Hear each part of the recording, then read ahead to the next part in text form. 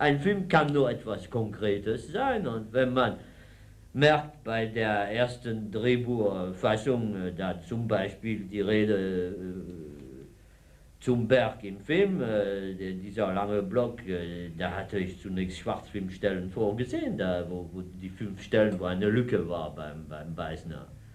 Und das hat sich natürlich, dann war ich gar nicht, wir wollten den Grund wissen, warum da plötzlich Lücken sind im Text, Brüche, so ein halber Vers und dann geht es weiter, ein halber Vers weiter und dann lässt er so 1,5 Zeile weiß. Das sind keine Lücken, das sind die Verse ergänzen sich. Wir hätten wahrscheinlich den Film nie gedreht, wenn wir nicht vorher dann gehört von der neuen Ausgabe, die der Sattler vorbereitete, er war noch nicht so weit, dann ihn getroffen haben, dann er uns die Fotokopien der Handschrift geschenkt hat, die wir noch haben, das ist so dick. Da herrschte dann der herrliche Pilot und hilft hinaus, und wenn sie nun erst genug ihn sehen, des immer fremden Manns sich gewöhnen möchten, ehe sie es gewahren, ist er hinweg, ihn zieht in seine Schatten, die stille Pflanzenwelt, wo er sie schöner findet, und ihr geheimnisvolles Leben, das vor ihm in seinen Kräften allem gegenwärtig ist. O Sprecherin, wie weißt du denn das alles? Ich sinn ihm nach, wie viel ist über ihn, mir noch zu sinnen, ach, und hab ich ihn gefasst, was ist's, er selbst zu sein, das ist das Leben, und wir andern sind der Traum davon. Sein Freund Pausanias hat auch von ihm schon manches mir erzählt, der Jüngling sieht ihn Tag vor Tag und Jovis Adler ist nicht stolzer denn Pausanias, ich glaube es wohl. Oder grob gesagt, ob irgendwie ein Text über die Leinwand man entscheidet, schätzt oder beurteilt oder ahnt, versucht zu ahnden, ob ein Text über die Leinwand kommen wird oder kann oder nicht. Es gibt Filmemacher, die sehr zu schätzen sind. Nennen wir noch einen wie Alain Resnais. Gut, seine Filme sind interessant, aber wenn ich Marienbad sehe, für mich ist dieser Text unmöglich, und so interessant auch der Film sein kann. Oder Hiroshima, Mon Amour, das ist auch, da hat er Texte, die, wenn ich die höre, dann klettere ich an der Wand wie mit den Fingernägeln. Und, gut, dass der Film trotzdem, und dass der René als Filmemacher und als Mann, der vom Schneiden kommt, als Cutter und so weiter, dass seine Konstruktionen irgendwie interessant sind.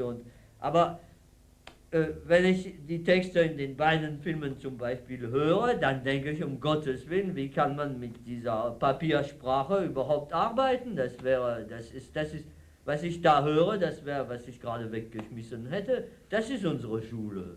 Ich meine, das ist das eigene Gericht, was wir uns durch kleine Lebenserfahrung oder wie wir gelernt haben, mit unseren Gefühlen zurechtzukommen, die dann entscheiden, wie man liest und was man behält oder wovon man denkt, da ist etwas, an dem man nicht, wo man nicht mehr dran rütteln kann oder so, das hält. Weil wenn man entdeckt, man ist kein Held, das gibt es nicht. Also immer wieder wird man versucht, man denkt, das geht doch da zu weit. Da müsste man doch was anderes da nehmen, um zu versuchen, dass die Leute mitkommen und so. Und sobald man das tut, merkt man, das ist eine Lawine. Weil man nimmt ein anderes Wort und eine Seite oder 30 Seiten später. Dann. Wieso dann? 6 Seiten. Ja, später entdeckt man, der Dichter hat ihm das Wort da, was man mit diesem Wort übersetzen muss, was man vorher sich klügerweise, da wo man dachte, das kann ich doch da als Ausnahme, damit die Leute besser kommen. Und das ist immer eine Falle. bis man dann denkt, es ist besser, das nicht immer wieder zu machen, dann stur da versuchen, das gleiche Wort zu behalten. Aber dafür muss man vorsichtig sein beim Wort, da muss man das. Ja, und manchmal muss man ganz zurück und das Wort, was man da gewählt hatte, da kommt ein Satz, wo man merkt, das geht da doch nicht, da muss man alle Wörter zurück da prüfen und eventuell ein anderes Wort doch nehmen, was aber für das Ganze dann gelten wird. Wir haben die Geologie entdeckt, weil wir oft herumfahren und spazieren und da uns die Landschaft, um nicht das große Wort von Natur zu verschwenden, angucken und uns Fragen stellen, wie hat sich das gebildet, woher kommt das, wie kommt dieser Bruch und so weiter. Also ich glaube, das Einzige, was vielleicht anders ist bei uns, aber nicht nur bei uns, es gibt sicher viele andere, die das doch auch so machen, ist, dass wir nie, also wir kommen zu etwas konkret. Das heißt, wir haben nie ein Buch von Marx genommen und gedacht, der Marxismus und so, nein.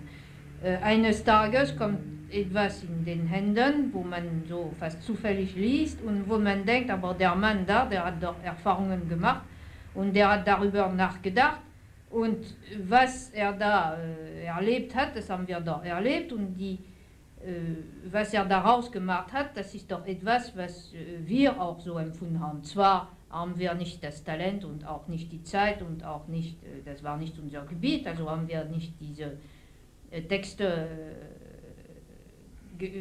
schreiben können, aber was er da schreibt, das ist richtig und nicht über die marxistische Ideologie sind wir da drauf gekommen, sondern über Erfahrungen, die gleichen waren und die für uns die gleichen Gefühle und Reflexionen hervorgerufen haben. Man kann doch nicht in die Landschaft reinplatzen oder wie Fallschirmjäger da rumspazieren und reinfahren. Wir sind so im Kreis herumgefahren um den Berg da, um die Stelle, den Ort für den zweiten Akt. Das haben wir auch für die anderen Orte und den ersten Akt. Aber nur da, vom Ätna zu sprechen. Überall herum und hoch und wieder herum und zweimal herum. Eine Hütte gesucht, dann eine Quelle und dann wieder runter und wie die Bäume. Ja gut, das hat noch mit Geologie nichts zu tun. Aber dann, jetzt erst, dann haben wir uns entschieden. So rein, wie nennt man das blöd, intuitiv oder was weiß ich. So, oder ja, weil da geschieht es, man kommt zu einem Ort und irgendwie denkt man, da wird es sein, weil da geschieht etwas. Da verliebt man sich plötzlich in etwas und das geschieht aber nachdem man so viel gesucht hat. Und dann denkt man, gut, die Quelle war nicht entscheidend. Nee, und dann wird die Quelle so behandelt wie im Film. Oder dann die Hütte auch nicht. Und was entscheidend war, ist irgendwie eine Topografie. Ein Ort, ein Baum oder eine Neigung von der Erde, irgend sowas. Das sind mein Hauptkrater. Den sahen wir jeden Morgen mit dem Auto 20 Kilometer die Straße hoch, wenn wir da, wo wir standen mit der Kamera, war aber nicht mehr zu sehen. Die 3 letzten Kilometer, wo wir weiterfuhren und dann zu Fuß noch ein Stück, da verschwand er unter diesem Ding, was man im Film sieht und im nächsten noch besser sehen wird.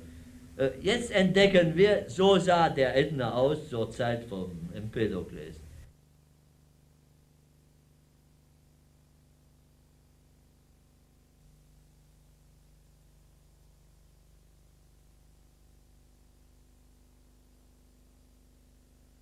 Es gab Sachen, die gar nicht so lustig waren wie hier. Ja. Es kommt drauf an, wer als Erster anfängt. Und wenn es ein Berufsredner ist, der den ganzen Saal terrorisiert, dann bleibt der Terror und 2 Stunden lang hängen. Wenn einer kommt und sagt, es gibt gewisse Gesetze der Sprache, der deutschen Sprache, dann sage ich ihm Gesetze, wieso? Das hat auch der Goebbels gesagt. Sag doch so, halten wir von Goebbels. Und dann sagt er, nein, ich sagte nicht Gesetze, sondern Gesetzlichkeiten. Da sagte ich, dann sind mir die Gesetze lieber noch als die Gesetzlichkeiten und so weiter. Das kann 2 Stunden dauern. Und dann sind die anderen Menschen, die normale Menschen sind und keinen Knochen verteidigen, in dem Fall die deutsche Sprache oder Hölderlin, wie er gesprochen werden muss, darf und nicht anders, dann sind die terrorisiert, denn die denken, wir haben keine Ahnung davon und auf keinen Fall dürfen wir heute Abend einen Laut von uns geben oder etwas fragen. Dann ist die Diskussion im Eimer.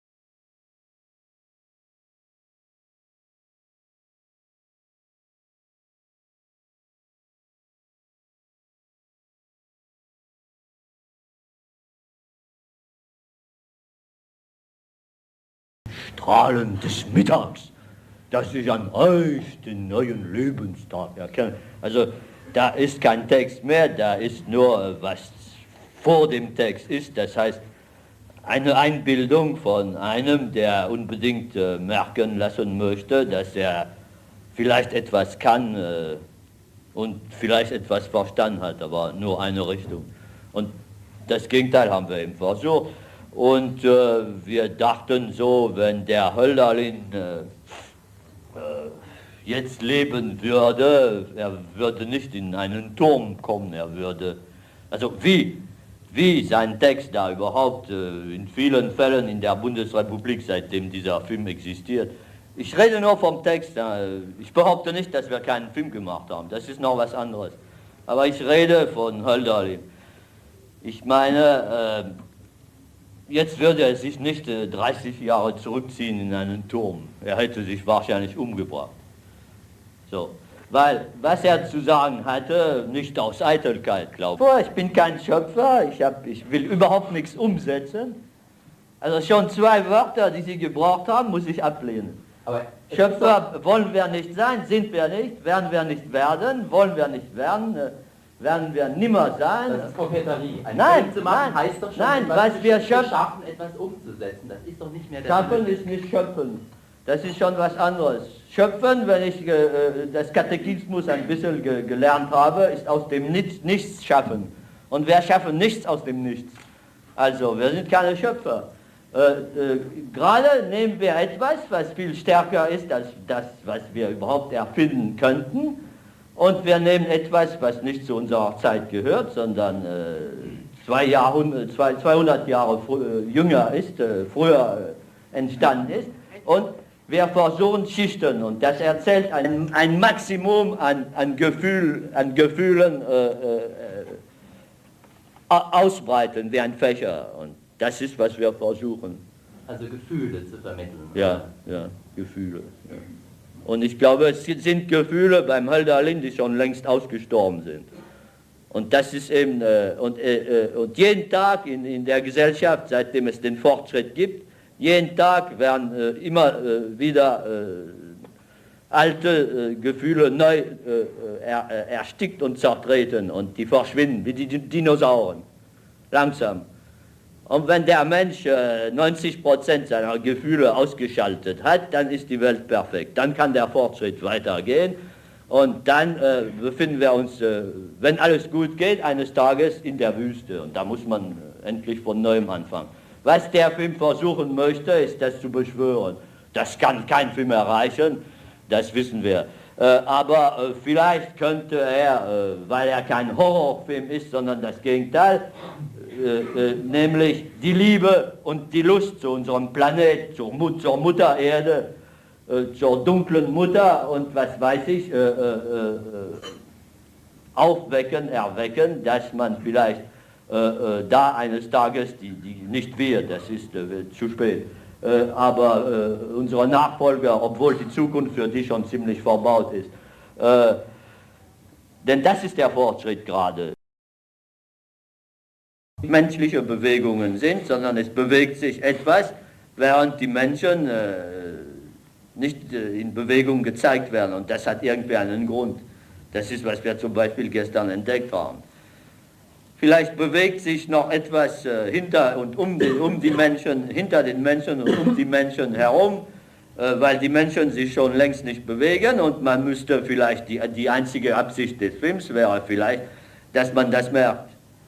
Dass wir schon längst steif sind, indem wir glauben, weiter zu laufen und immer besser und fortschrittlicher zu werden und wir bewegen uns schon gar nicht mehr. Wir sind wie die Schauspieler auf der Bühne, wir machen so und die Bühne bewegt sich. Interessant ist, was sich da in diesem Film bewegt. Und ganz blöderweise würde ich sagen, die Luft und die Blätter, ja, und das Licht. Die einzige Absicht ist... Aber wenn die Versöhnung da kommt mit den Bürgern, da gibt es keine Versöhnung mit dem Hermokrates. Also kann man den Hermokrates nicht dazu zeigen. Ja, das verstehe ich.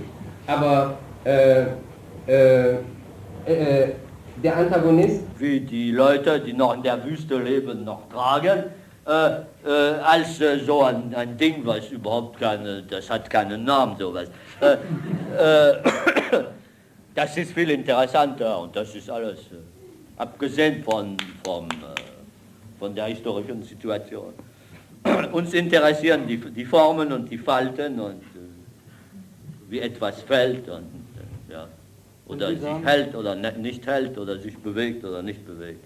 Und sowas bewegt sich nicht. Das ist ja, von 13 oder 15. Ja. 13. Also das ist ja, drei wurden.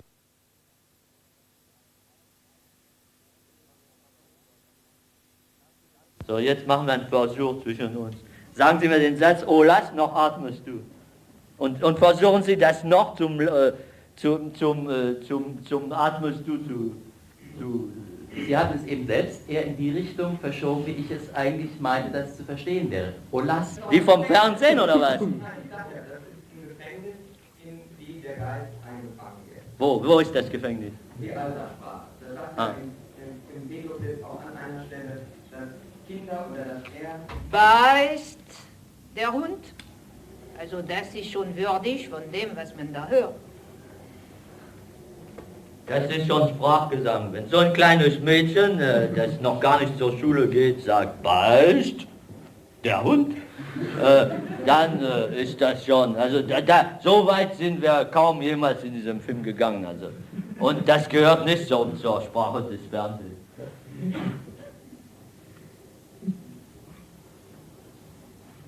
Aber das ist gerade lustiger als an manchen Stellen, das stimmt doch. Ne? Es gab Sachen, die gar nicht so lustig waren wie hier. Ja. Es kommt drauf an, wer als Erster anfängt. Und wenn es ein Berufsredner ist, der den ganzen Saal terrorisiert, dann bleibt der Terror 2 Stunden lang hängen. Wenn einer kommt und sagt, es gibt gewisse Gesetze der Sprache, der deutschen Sprache, dann sage ich ihm Gesetze, wieso?